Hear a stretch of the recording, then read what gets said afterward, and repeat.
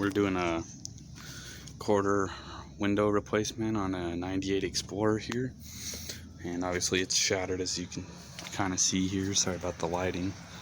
So we're taping it all up here best we can so it don't fall in on me while I'm trying to get it out. Basically, you just need to pull these clips out up here, the clips right here, and all around right here. And I just did that by pulling up here a little bit to get the pop loose. I did break one clip, so I got some extras from the junkyard.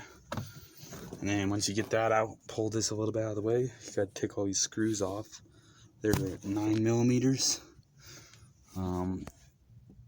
So I don't know how many of those. I think there's 9 of them or something like that.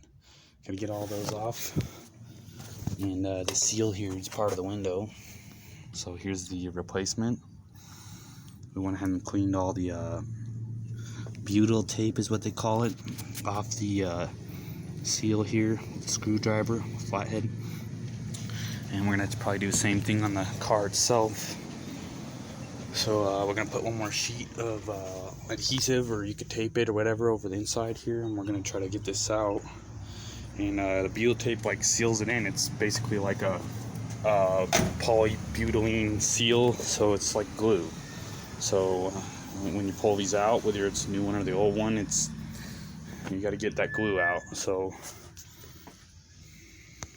alright, so when I pulled this out at the junkyard, I left a couple of these nuts on the studs, and I used 2 of these chisels, plastic, trying to scratch your body when you're doing it on your car, and you know, pried the window off, separate the glue a little bit. Be careful, you know, not to break it. On this broken window, it's gonna be a little bit of a different story here. So alright, so we went ahead and peeled this one out. It's actually easier to get the broken one out. We taped it up so some of the glass came out. So now I just need to clean all this remaining sealant out so we can put the new in.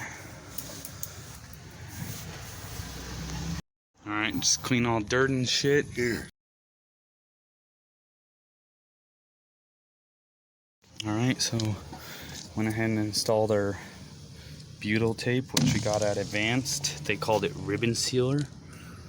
So I went ahead and followed all the way around it. And then where it's split, we put the split on the bottom so that it don't leak or nothing. And I don't think it's going to be too much of a problem anyways. It's pretty sticky. Now I just got to put it in. Alright, window's in. So we went ahead and pressed on the seal lightly. Try to get this gap up here as tight as we can. And then put all the bolts in. You know, don't tighten them too much. You just want to get them tight enough because you don't want to crack it. And then you can put all your clips back in. These are the big ones, these are the small ones.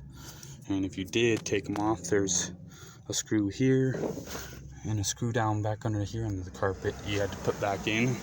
That's pretty much it.